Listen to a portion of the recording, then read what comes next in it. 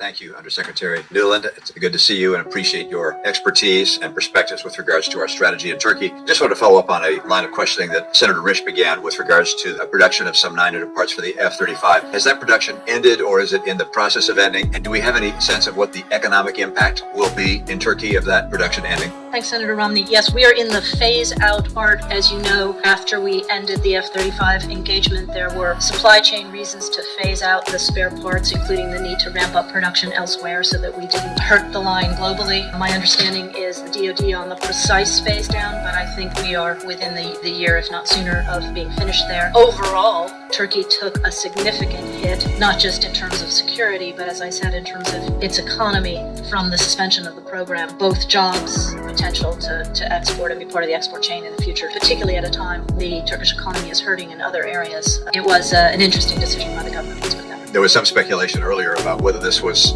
something that the Erdogan had actually considered and may have misjudged what America's response might be. But is there also the possibility that it was calculated, Mr. Erdogan, in a desire to draw closer to Russia? Can you characterize the relationship that you're seeing building between Erdogan and Putin? Is it close? Is it collaborative? Is he hoping to play, or is he actually moving pretty strong in that direction? Well, let me start by saying that our interest here is clear, which is cementing Turkey as much as we can and the Turkish people with us in the transatlantic and NATO family, discouraging deepening cooperation or dependence in particular on Russia, whether it's in the field of security, whether it's in the field of energy or anything else for that matter. Without overanalyzing in this open hearing, I would simply say that what I see as a longtime watcher of Russia is in the past administration, there was quite a deepening of Turkish-Russian relationship. It began in Syria and then expanded to other areas.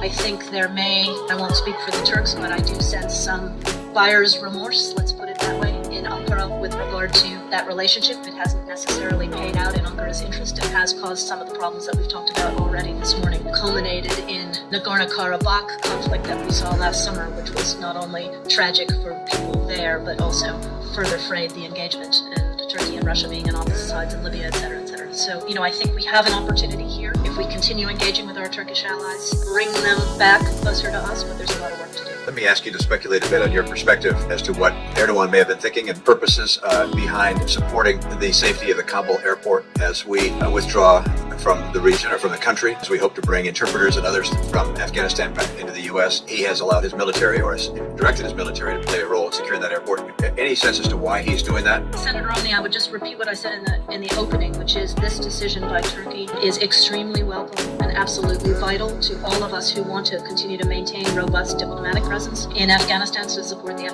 people of Afghanistan as we withdraw our military forces. So we very much appreciate Turkey taking on that role. As you know, Turkey has historically played a strong role during the NATO mission at the airport, so they are constructive partners there. They know what the mission is and they're experienced at it. They also have a unique and special relationship both with the Afghan people but with other actors in the region, which makes them a partner who is more likely to be welcomed there over the longer term, if that makes sense. But with regard to President Erdogan's decision-making, I never like to get in the head of another leader, but my sense from joining the President's meeting with President Erdogan was that he appreciated how vital it was to have a strong NATO military do that mission if we want to stay engaged diplomatically with Afghanistan, and was willing to take it on. The EU and the U.S. off against Russia.